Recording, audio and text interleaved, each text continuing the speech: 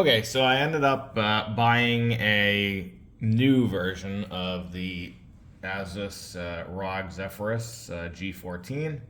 I returned the open box because of the smudges on it and then also that fan ticking. Um, I'm not sure about the fan ticking, so hopefully this one doesn't have it, but as you can see right here, this one actually is still sealed. The other one didn't have any seals on it, but I expected a little bit more. I mean, the box is pretty beat up, but whatever. I'm not going to superly keep it, I guess, although it is a pretty cool box. Let's just open it up.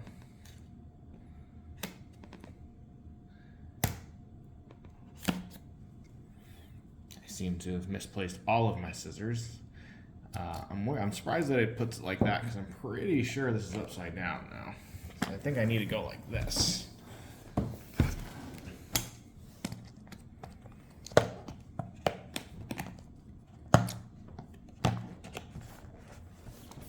So like watch, ready? Should pop the laptop out. Oh yeah. Look at that. It props it up all nice. So this one, as you can see, still no padding on it, which is kind of surprising that a laptop would do that. But it is covered totally in plastic, unlike the open box was. And the screen has a little padding on it as well.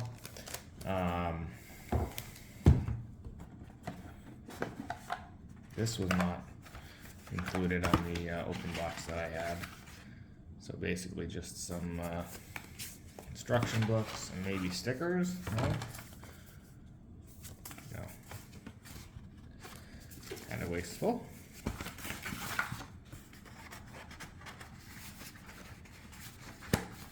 Alright, and then in here we have the power brick. I mean, everything's kind of just loosely in here, which is kind of crazy, but as you can see, this one has the plastic on it as well. The open box didn't have a zip tie on it. Does this have something here? No.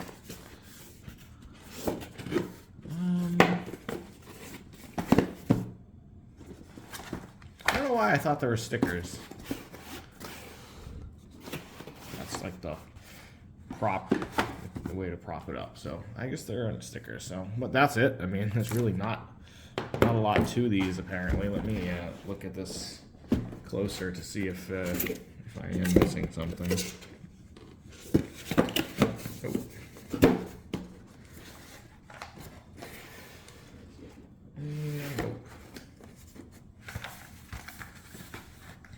So that's all there is in the box.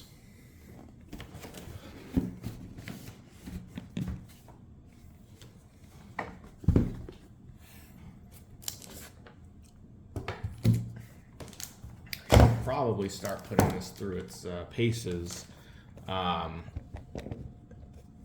so that I can make sure that it is well functioning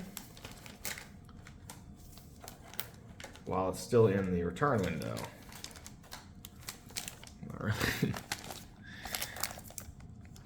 Not really sure why they did this.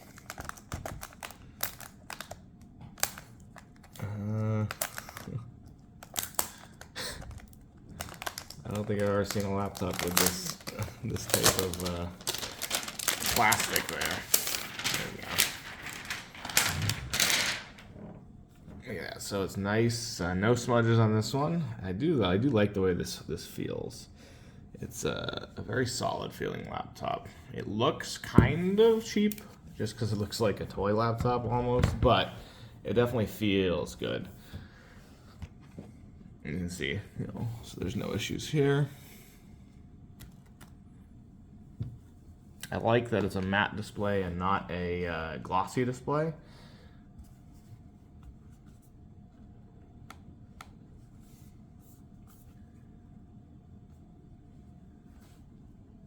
So I don't know if you can see.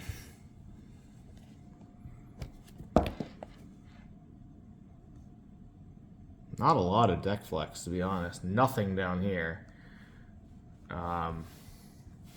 Somebody else made a video where they were like, oh, you can't pick the laptop up.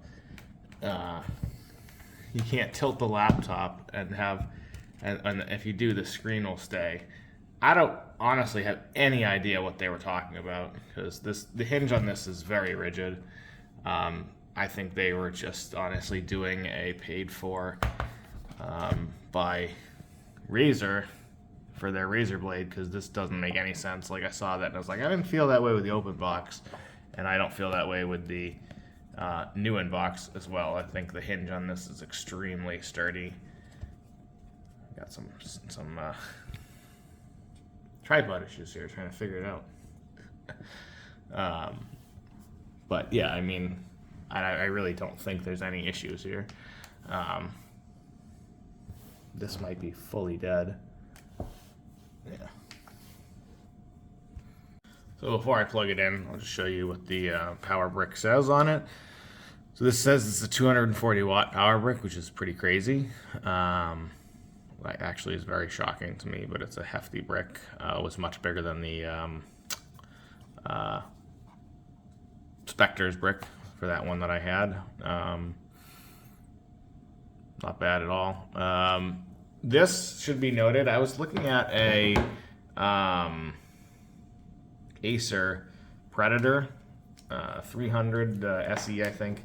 It was the one that was very similarly spec to this. It had a 12700H processor, a 3060 GPU, 16 gigs of RAM, and only 512 gigabytes of storage. That was on Best Buy for the same price as this. It was $1,000. That one only had a 56 watt hour battery. This one supposedly has a 76, I think. So a much larger battery, which is surprising. And that's another reason why you might want to go with the G14 while you still can, if you get it on sale. I think you'd be crazy to pay $1,700 for this. I just don't. I think it'd be crazy to pay that for any laptop. But, you know, that's just me. Okay, so I plugged in the adapter. There's no light by the plug, but you can see it up there. That's the charging light. So not really easy to see when you're looking at it with it open, but if it's closed, I think you can still see it. Yeah, kind of. I mean, it's a nice design, but again, this kind of goes to, like, it looks kind of like a toy laptop. Definitely gaming inspired, like the way they have all these vents and then, you know, the white color. I will say, a thing I'm not too crazy about, and I guess this probably has to do with the cooling. I mean, it's a huge barrel jack plug. It's a much larger than my old laptops, so those won't fit. But I'm hoping it does have USB-C charging, and I believe it does because I see the charger right there. So I'll probably just use the same charger for my work laptop, or I'll buy another one. I've seen videos where people have just one charger for all their devices. This is a big power hungry laptop, so that may not work, but maybe to trickle charge it will. Going back to the ports though, what we have on the left side is an HDMI. I believe it's 2.1. We have the USB-C.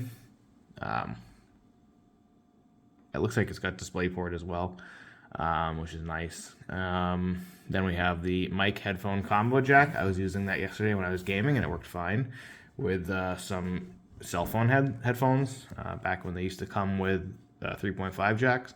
We have two USB Type A's on the side. Another USB-C. I don't think this one has charging.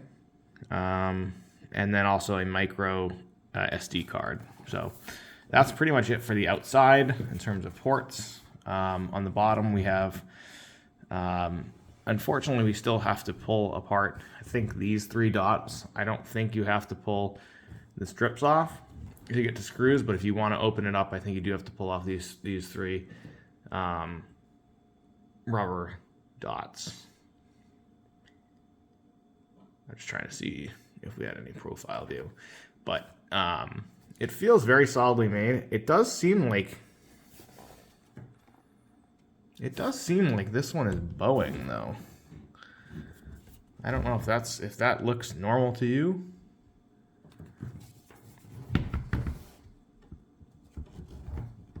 I mean, it definitely is.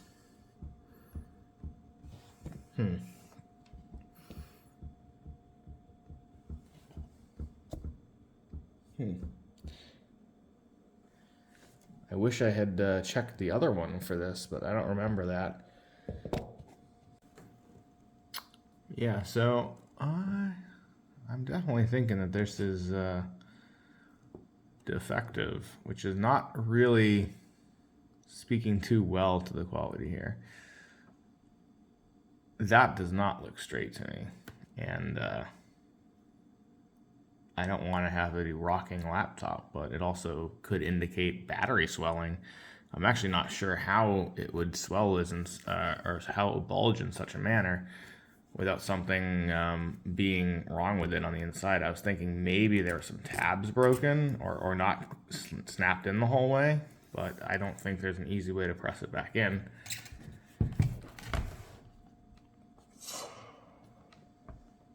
It definitely is less pronounced. It definitely doesn't rock as much when the thing is open because it's propped up with the back, but you can see there's a little bit of flex. But if we close it, it's definitely not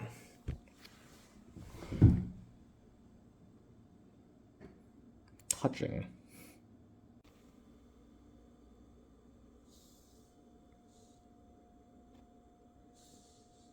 So that right there should definitely be touching. When we can see there's definitely a gap there. I mean, you could assume that my table is not straight, but let's get a level. Okay, so I already put it back into the plastic because I'm about to go return it, but just to be clear, there shouldn't be a gap there. This is a level, and then if you go over here, it gets even worse. Like, that should be flat. So, definitely not in my imagination. You can see it's not crazy off, but like it's on the left side there, it's on the right side here. And then in the middle. Yeah. I mean, it's not really, can't really use a level on one point, but unfortunate.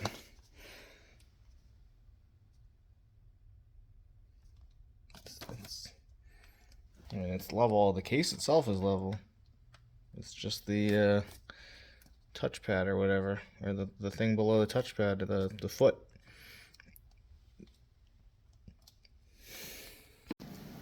Okay, so I went to the store and I checked to see if the floor model had the same rocking issue or wobbling issue, whatever you want to call it, and it did. It was more pronounced than the one that I had, so I'm not fully sure if the desk it was on was straight, but I checked the other laptops on that same desk or table that it was on at the store, and they didn't rock. So I ended up returning it.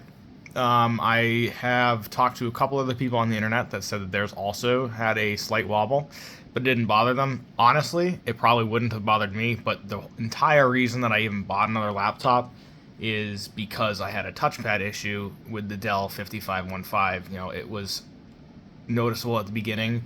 I dealt with it. And then I can't deal with it anymore, so I'm getting another laptop.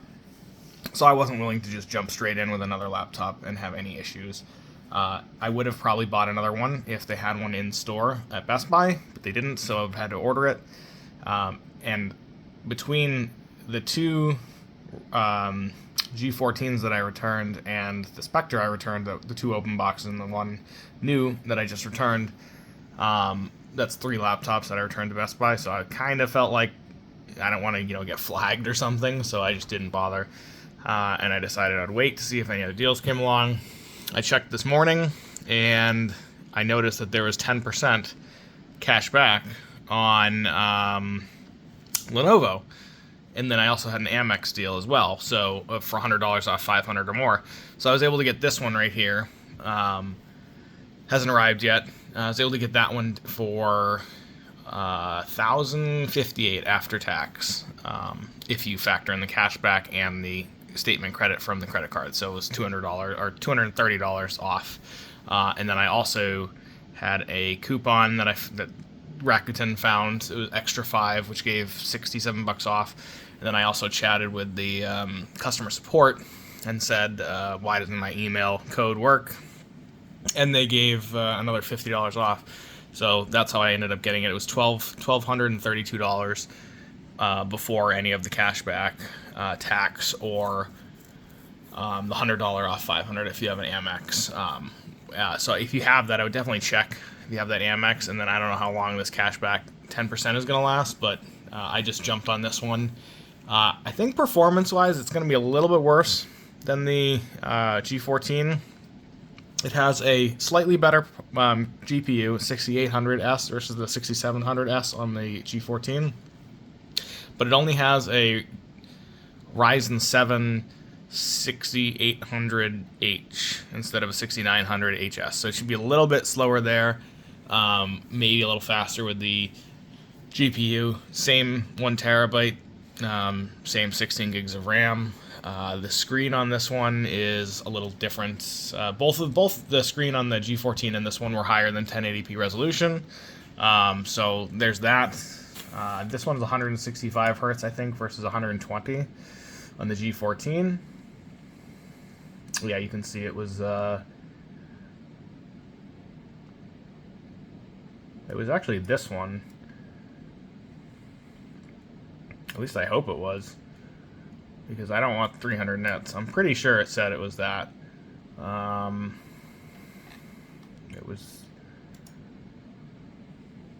Yeah, it was this one, the 500 nits. So it's hopefully going to be as bright of a screen. I mean, again, the G14 was fantastic. That was $1,000 without doing any of the cashback gimmick or any of that stuff when it was on sale at Best Buy. It had an amazing screen, and it, like you saw the gaming performance of Fortnite. I played that for several hours and had no hiccups. I had no issue with Wi-Fi, like some people say. But build quality overall felt pretty good. There's a high probability that it was just my model that was warped. Although I've heard a couple other people, like I said, I've talked to them online, and they said theirs was as well. But I don't think my open box was, because I'm pretty sure I would have noticed it during that review as well, because I'm pretty nitpicky, as you can tell. So I don't think it's an issue that every G14 has, and I think that specs-wise, like if it didn't have that issue, I'd have that computer right now, because I thought it was fantastic. The experience of the G14 was great. The size was fantastic, and it was solid feel, and it had everything that we need. And this one obviously is more expensive if you can't get the 10% cashback or the $100 Amex statement credit, or the $50 that they gave me through chat. So it ended up being still more expensive than the G14. I think this was $1,050 before tax, whereas the G14 I paid was $1,000. Right now it's at $1,100 at Best Buy, but I'm sure it'll go back on sale. So again, I still recommend the G14, because if you get one that's in perfect condition, I think it's the best buy out there. But I didn't have such luck, and at least now you'll get to see the review of this one as well, because it should be here sometime this week, so hopefully I'll do it over the weekend and post it next week.